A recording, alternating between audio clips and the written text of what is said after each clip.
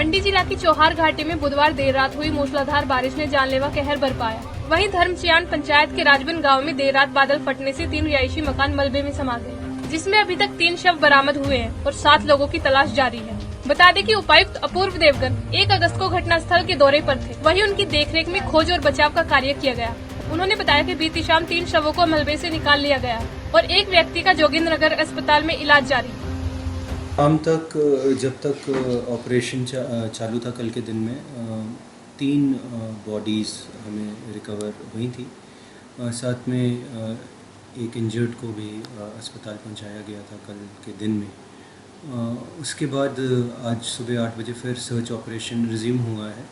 7 अन्य व्यक्ति हैं जो अभी जिनकी तलाश जारी है और उसके लिए समस्त टीम वहाँ पे ज़िला प्रशासन की अगुवाई में कार्य कर रही है और उम्मीद है कि आगे कुछ इसमें कुछ नतीजे जल्द निकलेंगे। जो प्रभावित हैं उसमें रिलीफ मैनुअल के तहत हम उनको जो रिलीफ सरकार की तरफ से देते हैं वो दिया जा रहा है और उनको वर्तमान में कई ऐसे व्यक्ति हैं जिनको ऑल्टरनेट अकोमोडेशन उनके पास उपलब्ध नहीं थी, तो उनके लिए वहीं पे नज़दीक एक रिलीफ कैंप सेटअप किया गया है जिसका एसडीएम पद्दर संचालन कर रहे हैं और साथ में भी आगे भी जो भी सहायता उनके लिए उनके रहन सहन के लिए जो भी नियमानुसार है वो सारा कुछ किया जाए। हमें कोई वेदर अलर्ट्स जो हमें टाइमली पहले आते हैं वो हम दूरसंचार प्रेस और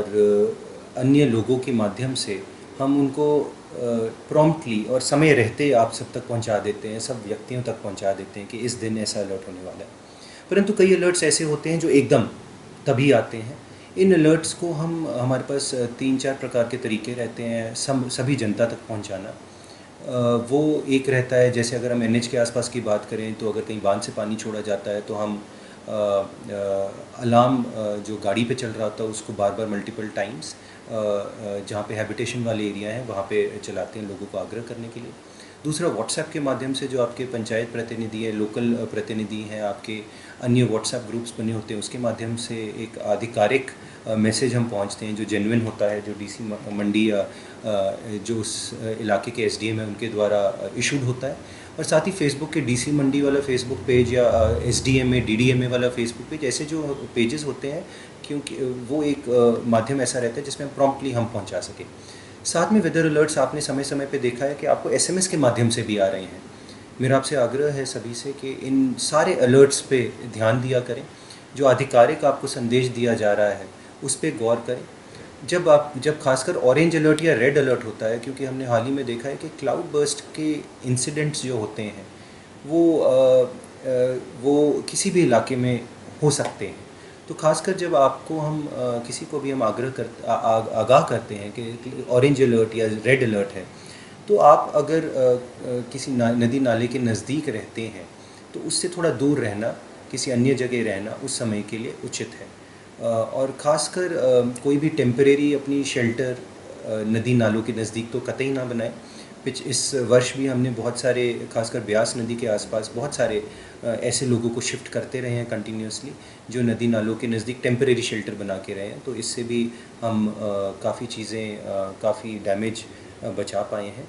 परंतु आगे भी आग्रह है, जिसका भी किसी का भी घर अगर नदी नालों के नज़दीक होता है, ऑरेंज या रेड अलर्ट होता है, तो क्योंकि अब पानी का बहाव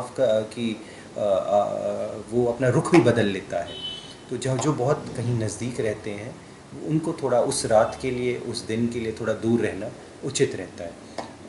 और इसमें जो भी आपको कभी सहायता चाहिए होती है, ज़िला प्रशासन हमेशा सतर्क है।